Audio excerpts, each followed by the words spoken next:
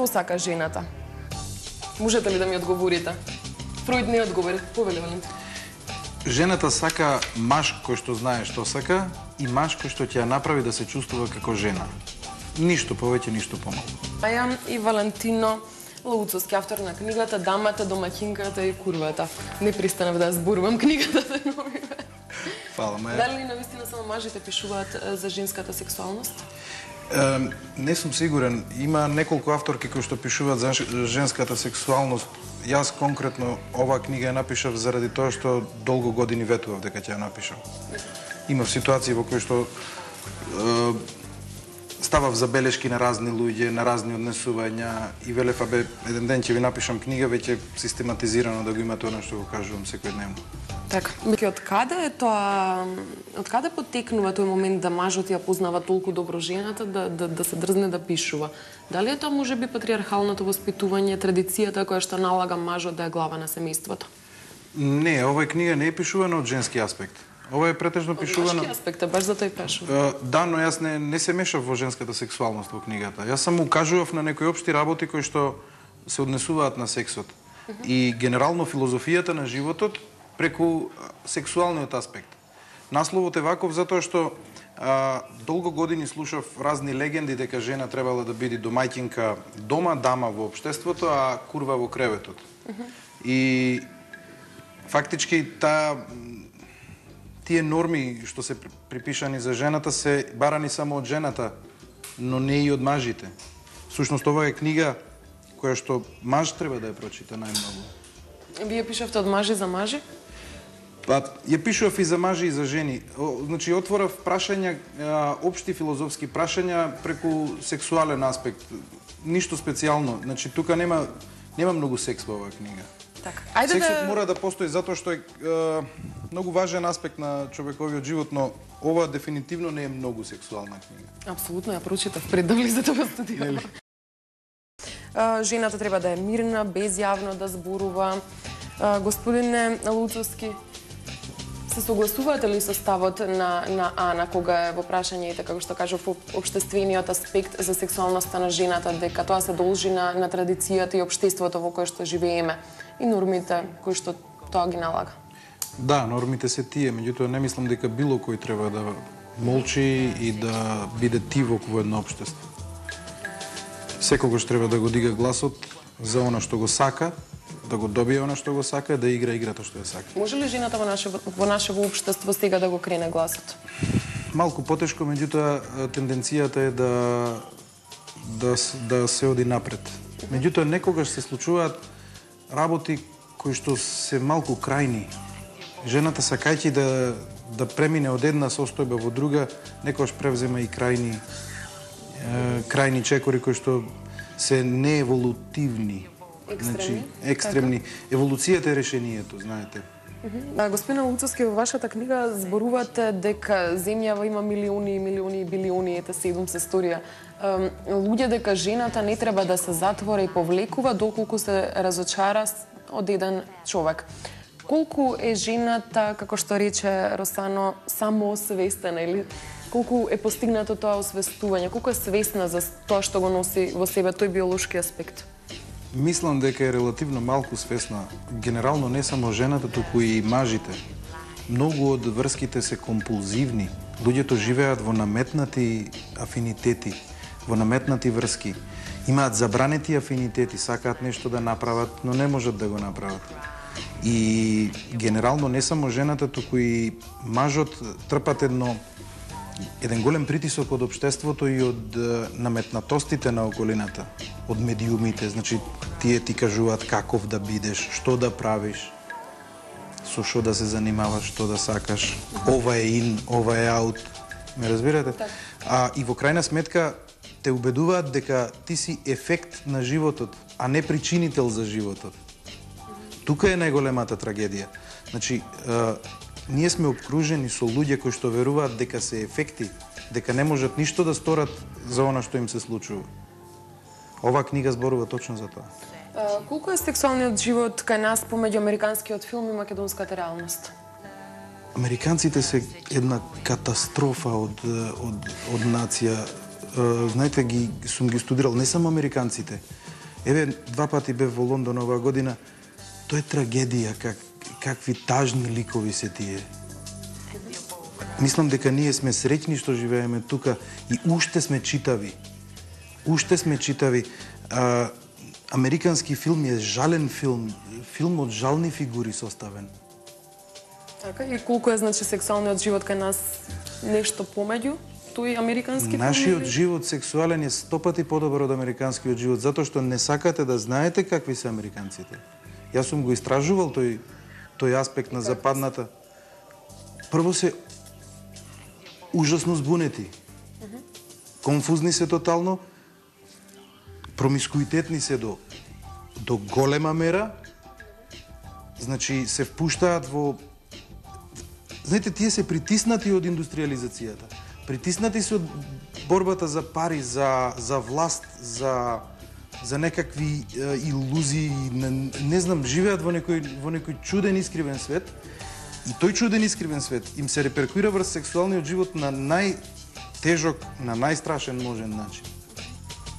Мислам дека никош не би сакал да го видам тоа во прво лице. Живот. Како тоа изгледа од домашки аспект во ваши очи? Како тоа изгледа? Дали вашата сопруга ете знае да одвои време за себе? Дали на прво место знае да ве стави вас, да го негува односот со вас, посебно сексуалниот однос, па потоа се друго, кариерата, семејството и така натаму, домаќинлукот?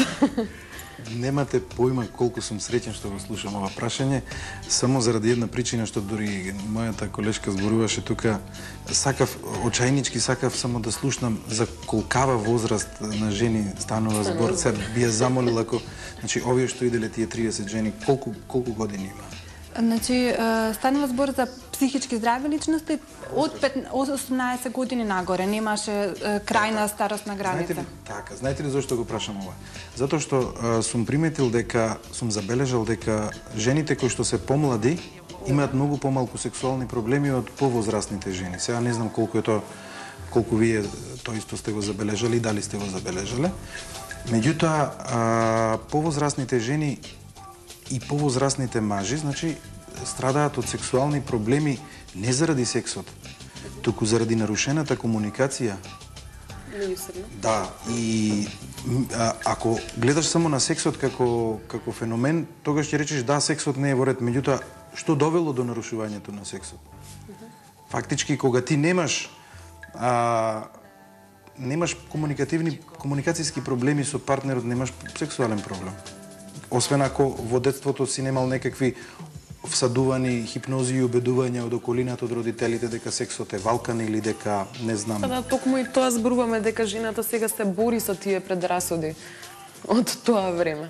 Мислам дека нема нешто многу жени кои што се толку сексуално нарушени во младоста. Мислам дека поскоро се нарушуваат односите меѓу партнерите во текот на животот. Тие не знаат да комуницираат, луѓето не знаат да комуницираат. И ни еден пилатес, ни еден ништо од сите тие работи нема да им помогне на луѓето доколку не се научат да комуницираат, затоа што сексот е уметност на комуникацијата. Така, тоа е како круна. Имам тука едно кратко истражување кое што е спроведено од Women's Health Initiative. Учествувале 27.350 жени на различна возраст. Тоа е многу важно. Истражувањето покажало дека 60% од жените на возраст од 50 до 59 години се сексуално многу активни. Во контекст така. Како и 50% од жените над 60 годишна возраст. Сексуалната активност е дел од животот и на 1/3 од жените кои влегле во 7-та декада од животот. Тоа дефинитивно можам да тврдам. 2/3 од истражуваните повозрастни жени одговориле дека целосно се задоволни од својот сексуален живот, а дури и оние незадоволните изразиле желба за почести сексуални односи. Само 8% од жените во поодминати години изјавиле дека сакаат помалку секс од друг машки агол. Како ова изгледа? Ова? Да. Ве Тоа изненади? малку изненадувачки, да. Ја читав пред некој ден Што за ве ова, изненади? викам види, дали не сум обрнал внимание или имам некоја слика дека млад човек буи живота, како оди човек нели во староста, веќе се замира Дали и баш можете пријатно се- ми изненадува. Дали можете се способниете на еве една оваа возраст да предрасуда. следат жената? Една предрасуда, ја мислев дека, гледам во себе дека сметам мажите по одминати години се сексуално поактивни, а за жените мислев дека се по-пасивни. Не беше Дека веќе губат она правило интерес дека веќе. со текот Да. на годините веќе се губи можноста за водење љубов? Тоа е ужасна заблуда. Јас имам еден пријател кој што е 7-8 години постар од мене и вели, батка, знаеш, јас сум постар, не, 10 години. Јас сум постар од тебе и ќе видиш ти кога ќе дојдеш на мои години, не велам нема да видам, немам намера да видам. Значи, идејата е да не се врзите на приказката. Ако се врзите на приказката, тогаш целиот живот таа реалност ќе си ја соберете со себе и точно така ќе постапувате само за да ја потврдите приказката. Човекот е една приказка. Господинот Лауцовски не се согласува со констатацијата на доктор Павлов за терминот курва. Тој ја има дефинирано во својата книга, каде што вели: мажот посакува ноќта со оваа жена никогаш да не заврши. Таа е сонот на сите мажи, опеана во песните, опишувана во романите. Магипсница во љубовното легло. Тоа е жената што дава бескрајно сладострастие и жар. За ваквите жени се предавани каузи, пропаѓале влади, абдицирале кралеви. Тоа е Куртизана. Значи, во романите на француските класици овој се користел терминот куртизана. Тоа се жените кои што сексот им бил занимање, професија, меѓутоа не биле тие туку така добивани од било кого. За нив се давани големи пари, големи финансии и не можеле да ги имаат обичните луѓе или без разлика некој кој туку така што има пари. Значи, можело да ги има само благородници, разни владари и така натаму. Често пати и куртизаните играле голема улога во државниот живот. Зошто е секогаш интересно да се зборува за секс? Кога е секс? Зошто е вечна тема? Затоа што само преку сексот, преку заедничкиот оргазам, човекот го доживува единството. Ние сме полови суштества, имаме на една страна маж, на друга страна жена. А ние знаеме дека рајот е таму каде што е целината. А единствено и само целината е постигнува човекот тука во физичкиот универзум само преку оргазмот. Во тој еден момент на оргазам. Тој знае дека е Бог. И тоа е тоа што тој го бара во сексот. И затоа луѓето страдаат кога имаат аноргазмија или разни сексуални дисфункции. Значи, целта на сексот е оргазмот и чувството на целина.